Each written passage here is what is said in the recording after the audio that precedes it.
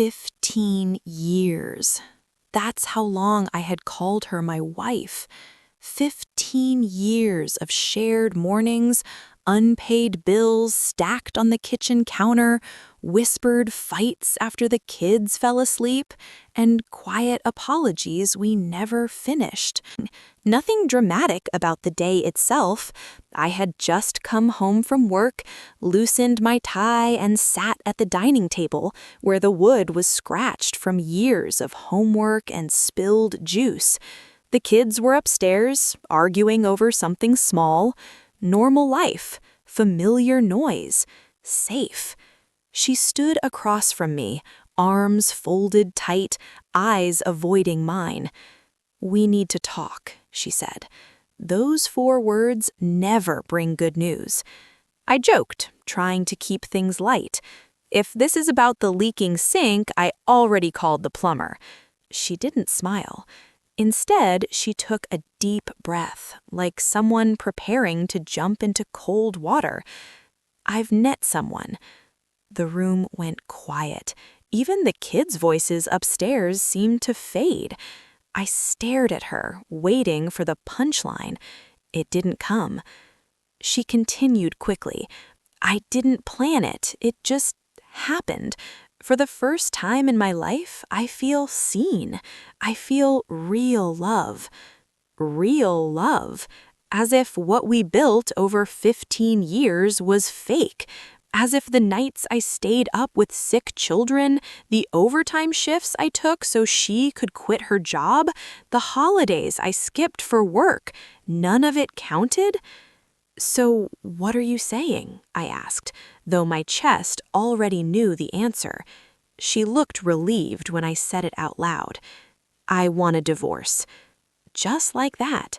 No tears, no shaking voice, just calm certainty, like she'd rehearsed it in her head 1,000 times. "I deserve happiness," she added, "and I don't think you can give me that anymore." I didn't yell. I didn't beg. I didn't even ask who he was. I just sat there, numb, feeling something heavy settle in my stomach. "What about the kids?" I finally asked. She hesitated just for a second. "They'll understand one day." That was when something inside me cracked. 15 years reduced to a sentence. Our family treated like a temporary phase she had outgrown. I stood up slowly and looked at the woman I thought I knew, the woman who once cried on my shoulder, promising forever. Now she was talking about real love like I was a mistake she had finally corrected. "Is this final?" I asked. She nodded. "Yes." I walked past her, grabbed my phone from the counter, and headed toward the hallway. "Where are you going?" she asked. "To a call," I replied. She laughed softly. "To a lawyer already?" I stopped at the doorway and turned back to her. "No," I said quietly, "to someone who remembers exactly who you are and what this family was built on." Her smile faded. She had no idea that one phone call, just one, was about to turn everything she believed upside down, and neither did I, not yet. She thought I was powerless. She thought I'd beg, but the person I was about to call knew a truth she had buried for years, and once it came out, nothing would stay the same. I locked myself in the car before I made the call. Not because I was afraid she'd hear me, but because I needed to breathe. My hands were shaking so badly I almost dropped my phone. 15 years of marriage had just been dismissed like an expired contract, and somehow she was already at peace with it. I scrolled through my contacts until I found the name I hadn't called in years. Daniel Cross. He wasn't just an old friend. He was the man who helped me build my company from nothing, before the kids, before the mortgage, before my wife decided she'd found real love. He was also the one person who knew every legal thread holding my life together. He answered on the second ring. "You don't call unless something's wrong," he said. "I need you," I replied. My voice cracked, and that surprised me. I hadn't cried. Not yet. "She wants a divorce." There was a pause. "I'm listening." I told him everything. How she'd met someone, how calm she was, how she spoke like our life was an inconvenience. When I finished, he didn't offer sympathy. He offered clarity. "Do not agree to anything," he said firmly, "and whatever you do, don't move out." "She already assumes I will," I muttered. "That's the first mistake people make, and she's counting on it." I leaned back in the seat and stared at the house through the windshield, the same house I'd signed papers for, renovated with my own hands, paid off in full. "She's acting like she already won," I said, "because she thinks you're unaware, and because she thinks she knows where everything stands." That's when he said the words that made my stomach drop. "Does she know the company is still legally in your name?" I swallowed. "She thinks we co-own it." Daniel exhaled sharply. "No, you own it, completely. She signed away any claim years ago when she insisted on quitting to focus on family. You protected her financially, but ownership never transferred." The room felt smaller. My wife had always spoken about the business like it was hers too, like she'd built it alongside me. "She doesn't know that," I whispered. "And she doesn't know," Daniel continued, "that the trust for the kids is locked in a way she can't touch, or that the house is protected." My chest tightened, not with triumph, but with something heavier. Betrayal. Not just hers towards me, but the way she assumed I was weak enough to be dismantled quietly. "Listen," Daniel said, lowering his voice. "If she's already involved with someone else, there's more you don't know. People don't leave stable lives without a safety net." That night, I didn't confront her. I didn't ask questions. I watched. She was glued to her phone, smiling at messages she hid the moment I entered the room. She took a long shower, humming softly, something she hadn't in years. At dinner, she told the kids she'd be busy this weekend. No explanation. Our daughter asked, "Busy with what?" My wife hesitated. "Just friends." I looked at her and realized something chilling. She had already rewritten the story in her head. I wasn't her husband anymore. I was an obstacle she planned to step over. Later that night, as she slept peacefully beside me, I lay awake staring at the ceiling. Every memory felt poisoned now. Every "I love you" from the past felt conditional. But anger wasn't what filled me.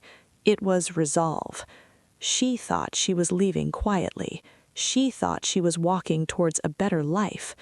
She didn't realize she had already exposed herself, and that the ground beneath her feet was starting to crack. The next morning, I discovered who her real love truly was, and the moment I saw his name, I understood exactly why she thought she'd already won. I wasn't trying to spy on her. That's what I told myself as I walked into the kitchen the next morning. I just wanted coffee, normalcy, something steady to hold on to before the rest of my life collapsed. Her phone was on the counter, unlocked. That alone was strange. She guarded that phone like it carried state secrets. But there it was, face up, glowing softly with a notification banner that hadn't timed out yet. Can't wait to finally be free. My heart skipped. The message preview showed a name I wasn't prepared to see. Evan R. Evan. I read it again, hoping my brain had misfired. Evan wasn't some stranger from work. He wasn't a random fling. Evan was someone I trusted, someone who had sat at our dinner table, laughed with our kids, called me brother. He was my wife's old friend and my former employee. I remembered the day I fired him, not out of anger, but necessity. He'd made mistakes that cost the company money. I gave him severance. I even helped him with references. My wife had defended him back then, said I was being too harsh. I'd forgotten that argument. Now it came roaring back. I didn't open the message. I didn't need to. The truth had already punched me in the chest. Everything made sense now. The confidence, the calm, the way she spoke like her future was already secured. She hadn't just found real love. She'd found a replacement plan. Footsteps snapped me out of it. I stepped back just as she entered the kitchen. "Morning," she said casually, grabbing a mug. I watched her carefully. There was no guilt in her eyes, no hesitation, just ease. "You seem relaxed," I said. She shrugged. "I finally feel honest with myself." I nodded slowly. "Who is he?" Her hand froze mid-pour. She didn't deny it. That hurt more than any lie could have. "Evan," she said softly. "We reconnected months ago." Months? While I was working late? While I was planning our anniversary? While I thought we were just going through a rough patch? "Does he know about the kids?" "Yes." "Does he know about the house? The company?" She hesitated. "He knows enough." That answer told me everything. She thought Evan was stepping into a ready-made life. She thought I was stepping aside. I smiled then, not because it was funny, but because the picture was finally clear. Later that day, I called Daniel again. "It's Evan," I said. He was silent for a long moment. "That explains the confidence." "What do you mean?" "Evan's been trying to get investors for a startup. He's been name-dropping you, claiming he has access." My blood ran cold. "She thinks she's trading up, but she's walking him straight into a wall." That night, my wife told me she'd be staying at a friend's place to give us space. She packed light, too light, like someone who didn't plan on coming back. Before she left, she turned to me and said, "I hope one day you understand." I looked at her and thought about everything she didn't know. "I do, more than you think." She walked out the door believing she had control, believing she had chosen the winning side. But the truth was, her choice had already set something irreversible in motion, and Evan, of all people, was about to learn just how fragile stolen dreams really are. 2 days later, Evan made a move he thought would secure his future, and in doing so, he handed me exactly the leverage I needed. 2 days after she walked out with that small suitcase, my phone rang.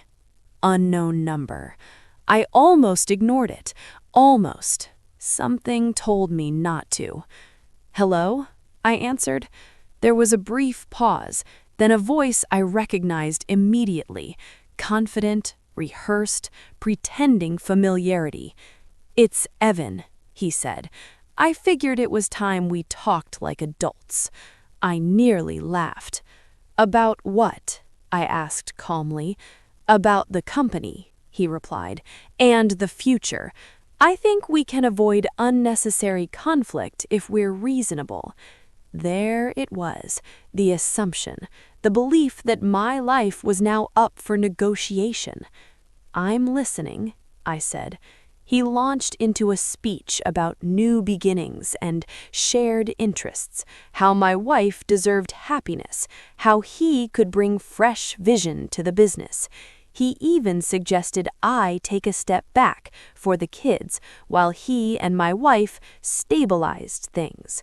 I let him talk. Every word dug the hole deeper.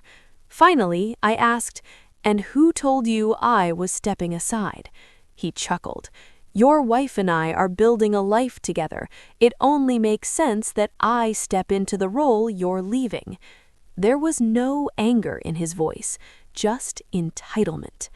"Evan," I said quietly, "do you remember the day I let you go?" His tone stiffened. "You fired me." "No," I corrected. "I saved you, and you still didn't learn." Silence. "I'm not leaving the company," I continued, "and you're not stepping into anything that belongs to me." He scoffed. "You don't own everything. She's entitled to half." That was the moment. I ended the call without another word. That afternoon, I met Daniel in his office. We didn't talk about emotions. We talked about facts. Contracts, ownership, timelines. Daniel slid a folder across the desk. "If Evan approaches investors using your name, it's fraud." I said, "He already has." Daniel nodded. "Then we document, quietly." That evening, my wife called. Her voice was sharp. "What did you say to Evan?" I replied, "Nothing untrue. You embarrassed him. He was trying to help us transition peacefully." Us. I almost admired her ability to rewrite reality in real time. "There is no us anymore," I said evenly, "and he has no place in my business." "You're being vindictive," she accused. "This is why I left." "No," I said, "you left because you thought I wouldn't stand up." She hung up on me.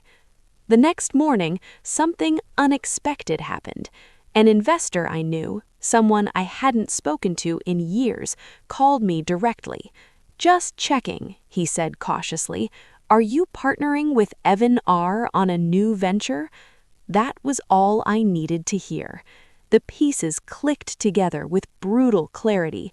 Evan wasn't just chasing my wife, he was chasing my reputation, my network, my legacy, and my wife had opened the door.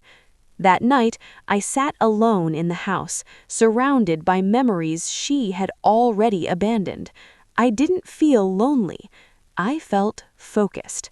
I made one more call, this time to someone Evan never expected to hear from me, and when that call ended, the direction of everyone's future changed. Within 48 hours, Evan would realize he'd overplayed his hand, and my wife would discover that love built on assumptions collapses fast. The call I made that night wasn't dramatic. No threats, no raised voices, just facts. I reached out to Martin Hale, the man who had once mentored Evan, the same man who quietly influenced half the investment decisions in our circle. Martin respected loyalty more than ambition, and Evan had burned that bridge years ago. I didn't need to convince him of anything. I only needed to clarify one detail. "My name is being used without my consent," I told him. There was a long pause on the other end. "That won't continue," Martin said simply. 2 days later, Evan's momentum collapsed. Investors stopped returning his calls. Meetings were postponed indefinitely. A promised funding round vanished without explanation. He called me again, this time without confidence. "What did you do?" he demanded. "Nothing," I replied. "I corrected a misunderstanding." "You're sabotaging my future," he snapped. "No," I said calmly. "You sabotaged it when you mistook access for ownership." He hung up. That evening, my wife showed up at the house unexpectedly. No suitcase, no confidence. She stood in the doorway like a stranger, eyes scanning the space as if trying to remember where things went wrong. "Evan's struggling," she said after a long silence. I didn't respond. "He says people turned on him, that deals fell apart overnight." I set my coffee down and finally looked at her. For the first time since she asked for the divorce, she looked uncertain. "Did you know," I asked, "that he was using my name to secure investments?" Her face drained of color. "He said you were aware." I shook my head slowly. "He lied, and you didn't question it." She sank into a chair. I thought he was building something real." "So did I," I replied quietly. "Once." She rubbed her temples, voice trembling. "Everything is happening too fast." That stung. 15 years of marriage wasn't, quote, fast, but betrayal always feels sudden when consequences arrive. The kids came home from school while she was still there. Our daughter paused when she saw her mother sitting at the table. "Are you staying tonight?" she asked. My wife hesitated. "I don't know," she whispered. That hesitation broke something in her. Tears finally came, not for me, but for the life she realized was slipping through her fingers. Later, after the kids were asleep, she tried again. "I made a mistake," she said softly. I didn't answer. "Can we talk about fixing this? About slowing things down?" I looked at her then, really looked. This wasn't regret, it was fear. Fear of instability, fear of losing comfort, fear of standing on ground she didn't understand. "Evan didn't replace me," I said. "He replaced your certainty." She flinched. "I loved you once," she said. "I know, but love doesn't come with exit strategies." She left shortly after that, quietly, without drama, and for the first time since she said she had found real love, I felt something settle inside me. Not victory, closure. Because I knew what was coming next, and it wouldn't be kind to anyone who confused desire with entitlement. The divorce papers arrived a week later, but what my wife discovered inside them changed her understanding of winning forever. The divorce papers arrived on a Friday morning. Not by mail, by courier. Clean, precise, unemotional. Just like the process my wife thought she was controlling. I wasn't the one who sent them. She was. Daniel called me the moment they landed on his desk. He filed under the assumption of equal division, he said. That's where things get interesting. Interesting was one word for it. By the time my wife sat across from her lawyer the following week, reality had already shifted. She walked in confident, armed with expectations, half the house, half the company, stability secured. She walked out, shaken. That afternoon, she called me again. Her voice wasn't angry this time. It was confused. "They're saying I don't own part of the company," she said, "that the house isn't divisible." I stayed quiet. "You knew this," she accused softly. "Yes, I always did." Her breath caught.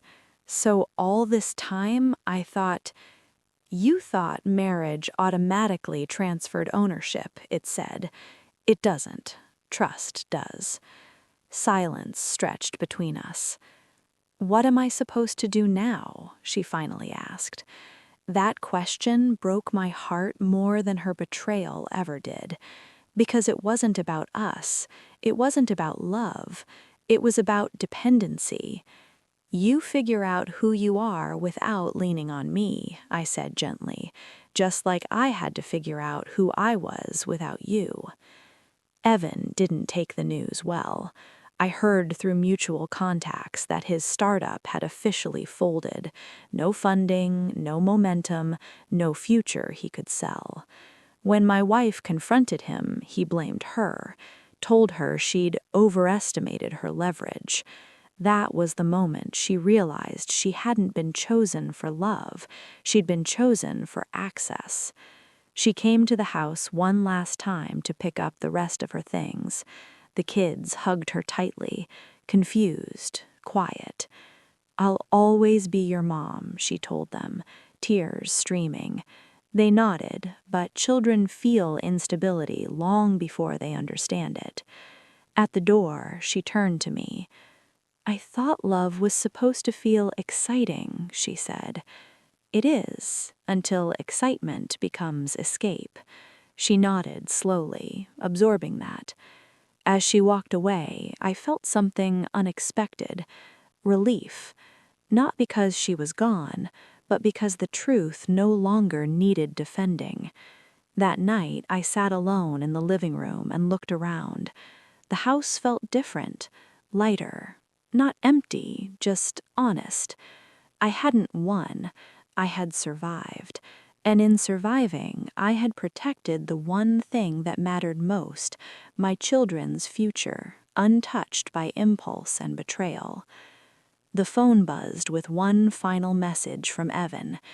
"You didn't have to destroy everything." I stared at it for a long time before replying. "I didn't. You built on something that wasn't yours." I blocked the number. Some lessons don't need closure.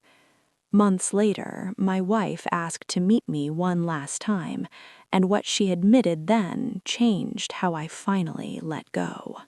It was nearly 6 months after the divorce was finalized when she asked to meet. Not at the house, not at a lawyer's office. A quiet cafe near the park where we used to take the kids on Sundays. I arrived early, old habit.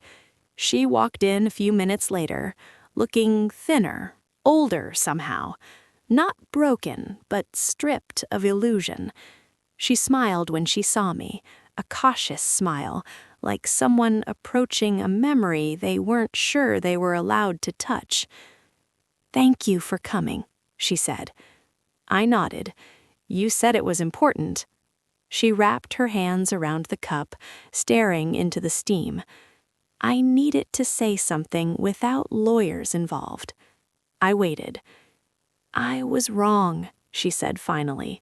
"Not just about you, about myself." Those words would have shattered me once. Now they just settled quietly between us. "I thought love was something that rescued you, that made you feel alive again. But all I really wanted was to escape feeling ordinary." I didn't interrupt. "I didn't fall in love with Evan," she admitted. "I fell in love with the idea that someone still wanted me without history." That confession carried more honesty than anything she'd said in years. "I see now," she added, voice trembling, "that I didn't choose love, I chose validation." I looked at her and felt compassion, but not longing. "The kids are doing well," I said gently. "They're stable. That matters." She nodded quickly. "I know. You protected them. You always did." She hesitated, then asked the question I knew was coming. "Do you ever think we could have found our way back?" I considered it carefully before answering. "No," I said, "because if we had, it would have required us both to stay when things stopped being exciting." She swallowed hard but accepted it. "I'm trying to rebuild, on my own this time." "That's the right way," I replied. We sat in silence for a moment, watching families pass by the cafe window, laughing, arguing, living. Before she left, she said one last thing. "I thought your call that night was about revenge," she said. "I didn't realize it was about boundaries." I smiled faintly. Sometimes protecting yourself looks like punishment to people who benefited from your silence. She nodded, eyes shining, then stood and walked away. I watched her go, not with anger, not with regret, but with acceptance. That night, I tucked my kids into bed. My son asked, "Are we okay now?" I kissed his forehead. "Yes," I said, "we are." And I meant it.